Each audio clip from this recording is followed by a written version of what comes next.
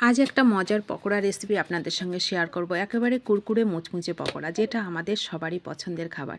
তো সেটাই আজকে তৈরি করব। এটা তৈরি করব মাত্র একটা আলু দিয়ে। একটা আলু থাকলে এই সুন্দর পকোড়াটা বানিয়ে সবার মুখে কিন্তু হাসি ফোটানো যায়। সেটাই আজকে আপনাদের সঙ্গে শেয়ার করব। আশা করি সবারই ভালো লাগবে। সবাই সাথে থাকুন সুন্দর পকোড়া রেসিপিটা প্রথম থেকে শেষ পর্যন্ত দেখার জন্য। তো নমস্কার, রকমারি রান্নাঘরে আরও একটা পকোড়া রেসিপিতে আপনাদের সবাইকে স্বাগত। তো এই একটা আলু কিন্তু আমাদের রান্নাঘরে সব সময় থাকে। অনেক সময় আমাদের রান্নাঘরে কিন্তু হাতের কাছে সেরকম কিছু থাকে না যে আমরা কোনো কিছু তৈরি করে খাওয়াতেও পারি না, খেতেও পারি না, কিন্তু এই আলুটা থেকেই যায়। তো তার জন্য আমি একটা বড় সাইজের আলু নিয়ে নিয়েছি। আলুকে খোসা সহ একেবারে লম্বা লম্বা করে কেটে নিয়েছি। এটাকে কেটে ভালো করে ধুয়ে নিয়েছি। ধুয়ে এবার এটাকে একটু লবণ মেখে 10 মিনিট রেখে দেবো। 10 মিনিট রাখার পরে দেখবেন এই আলুর থেকে অনেকটা জল বেরিয়ে আসছে।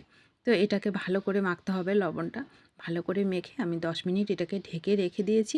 কিছুটা জল বেরিয়ে আসছে। এবার অন্য একটা বাটিতে এইভাবে জলের থেকে একটু চিপড়ে চিপড়ে এগুলোকে নিয়ে নিতে হবে। এবার মশলাগুলো এর মধ্যে অ্যাড করব। 1 চামচ লাল লঙ্কার গুঁড়ো দিচ্ছি, 1 চামচ মতন ম্যাগি মশলা দিচ্ছি, পরিমাণ মতো লবণ দেব, আর একটু হলুদ দেব, আর হাফ চামচের থেকে একটু কম আমি দিচ্ছি টমেটো সস। একটা বড় সাইজের পেঁয়াজকে লম্বা লম্বা করে কেটে নিয়েছি, ওটা দিলাম। ধনে পাতা দিলাম একটু কুচি, কাঁচা লঙ্কা কুচি দিলাম। এর মধ্যে কোনো রকম বেসন দেবো না, আমি কর্নফ্লাওয়ার দিচ্ছি 3-4 চামচ, আর 2 চামচ মতন চালের গুঁড়ো দিচ্ছি। দিয়ে এটাকে ভালো করে মেখে নেব। এখানে কিন্তু কোনো রকম জল আমি দেবো না, জল ছাড়াই এটাকে মাখবো।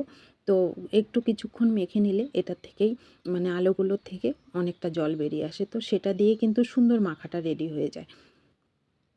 এখানে যদি জল দিতে যাই, জল দিলে কিন্তু ব্যাটারটা একেবারে নরম হয়ে যাবে, সুন্দর মুচমুচে হবে না। তো আমি জল ছাড়াই দেখুন কত সুন্দর মেখে নিয়েছি। এইভাবে মেখে নিয়ে এবার গোল গোল শেপে এগুলোকে ভেজে নেব। তেলও বেশি লাগে না, অল্প তেলেই কিন্তু ভাজা হয়ে যায়।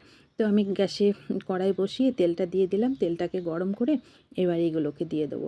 একটা করে দেবো, আর একটা করে এক উল্টনে দিয়ে এটাকে সরিয়ে রেখে আরেকটা দেবো, আরেকটাও উল্টে দিয়ে আরেকটা দেবো। এইভাবে দেবো। এইভাবে দিলে কি হয়, মানে অল্প তেলে সুন্দর মুচমুচে ভাজা হয়, আর একটার সঙ্গে একটা লেগেও যায় না।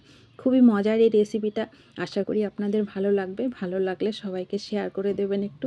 সবাই যেন সুন্দর রেসিপিটা বাড়িতে তৈরি করে খেতে পারে এবং সবাইকে খাওয়াতে পারে। আপনারাও বাড়িতে তৈরি করে খাবেন, সবাইকে খাওয়াবেন। খুবই অল্প উপকরণে এইটুকু উপকরণ কিন্তু আমাদের ঘরে থেকেই যায়। মাত্র একটা আলু কার ঘরে না থাকবে বলেন।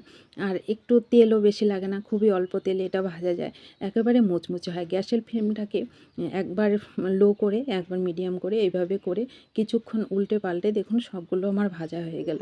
একটু খেয়াল রাখতে হবে আলুগুলো যেন মানে পুড়ে না যায়। পুড়ে গেলে কিন্তু আলুর স্বাদটা আর থাকে না। তো একটু ব্রাউন কালার করে এগুলোকে আমি সবগুলোকে ভেজে নিলাম। খুবই মজার এই রেসিপিটা। তো ভালো লাগলে সবাইকে শেয়ার করবেন। ইউটিউব থেকে দেখলে ইউটিউব চ্যানেলটা একটু সাবস্ক্রাইব করে দেবেন। যারা সাবস্ক্রাইব করেছেন তাদেরকে অসংখ্য ধন্যবাদ।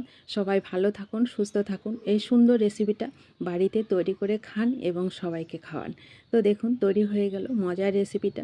তো আশা করি সবারই ভালো লাগবে, সবাই সাথে থাকবেন। আর দেখা হচ্ছে আপনাদের সঙ্গে পরবর্তী ভিডিওতে।